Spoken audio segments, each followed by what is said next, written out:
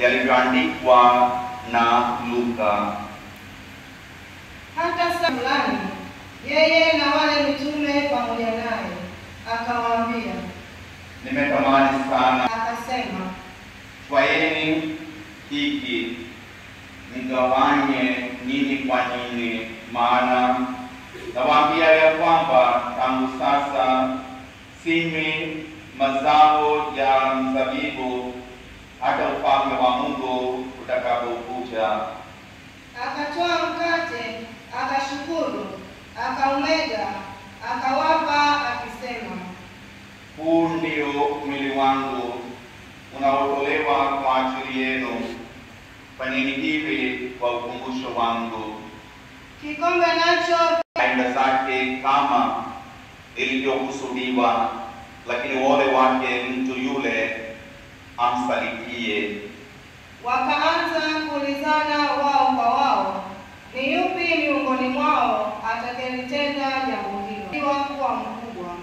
Akawaambia, wafalme wa mataifa watawala na wenye mamlaka juu yao huitwa wenye fadhili, lakini kwenu ninyi sivyo, bali aliye mkubwa kwenu na awe kama alivyo mdogo, na mwenye kuongoza kama yule. Yenu ni kama atumikaye, nani ninyi mliodumu pamoja nami katika majaribio yangu, nami nawawekea ninyi ufalme kama vile Baba yangu alivyoniwekea. Kabila 12 za Israeli.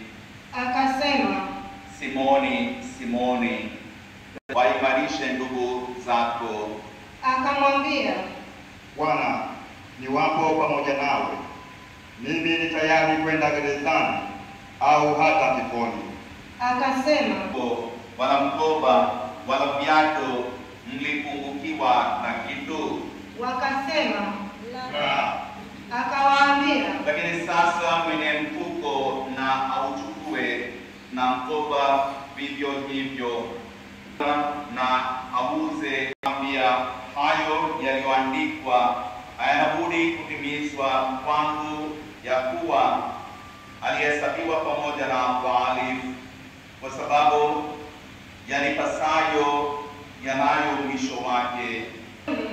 Akamtokea, akamtia nguvu, naye kwa vile alivyokuwa katika dhiki akazidi sana kuomba, hali yake ikawa kama matone ya damu yakidondoka nchi. Alipoondoka katika kuomba kwake, akawajia wanafunzi wake, akawakuta wamelala usingizi kwa huzuni. Akawaambia, mbona mmelala usingizi? Ondokeni mkaombe, msije mkaingia majaribuni. Basi alipokuwa katika kusema, tazama, mkutano wa watu na yule aitwaye Yuda, ambaye ni mmoja wa wale tenashara, amewatangulia. Akamkaribia Yesu. Yuda, wamsaliti mwana wa Adamu kwa kumbusu? Na wale waliokuwa karibu naye walipoona yatakayotukia, walisema, Bwana, tuwapige kwa upanga? Mmoja wao akampiga mtumwa wa kuhani mkuu, akamkata sikio la kuume. Yesu akajibu akasema, mwe radhi kwa hili. Akamgusa sikio, akamponya. Yesu akawaambia wakuu wa makuhani, moto katikati ya kiwanja, waliketi pamoja. Akakana akisema, Mwanamke, simjui. Baadaye kitambo mtu mwingine alimwona akasema. Petro akasema, Mtu, si mimi. Halafu yapata saa moja mtu mwingine alikaza kusema, hakika na huyu alikuwa pamoja naye, kwa kuwa yeye pia ni mtazamo. Petro akasema, Mtu, sijui usemalo. na papo hapo alipokuwa katika kusema, jogoo aliwika. Bwana akageuka akamtazama Petro. Petro akalikumbuka lile neno la Bwana, jinsi alivyomwambia, leo kabla hajawika jogoo utanikana mara 3. Akatoka nje akalia kwa majonzi. Na wale watu waliokuwa ni nani aliyekupiga? Wakamtolea na maneno mengine mengi ya kumtukana.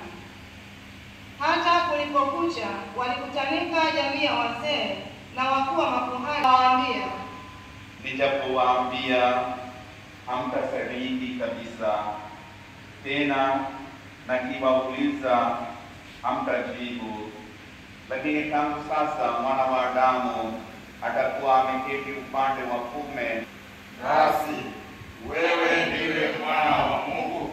akawaambia, Tena ya ushuhuda, maana sisi wenyewe tumesikia maneno ya kinywa. anza kumshitaki wakisema, Tumemwona huyu akisema kwamba yeye Ndiyo hofu katika mtu huyu.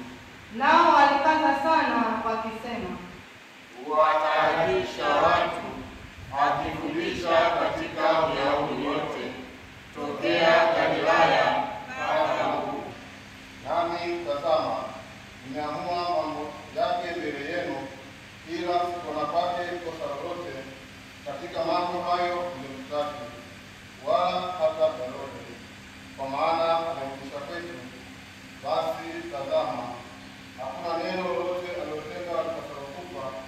Kwa hiyo nitamrudi, kisha nitamfungua.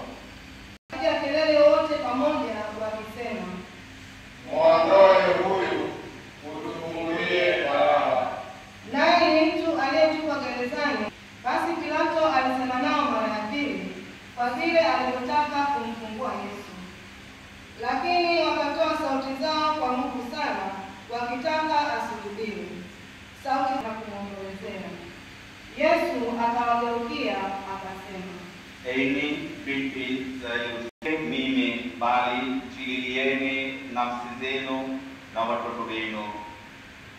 Kwa maana tazama, siku zitakuja watakaposema, heri waliotasa na matumbo yasiyozaa na maziwa yasiyonyonyesha. Ndipo watakapoanza kuiambia milima, tuangukeni, na vilima, tufunukeni.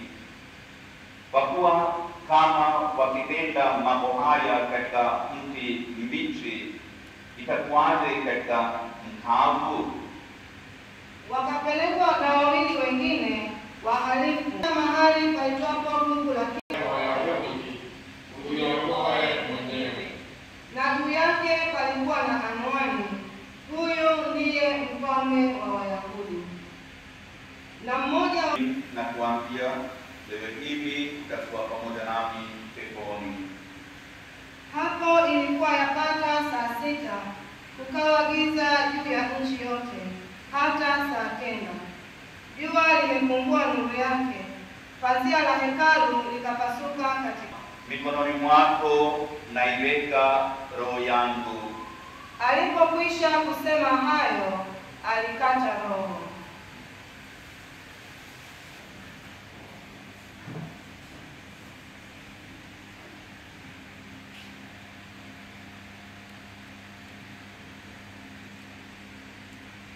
Mola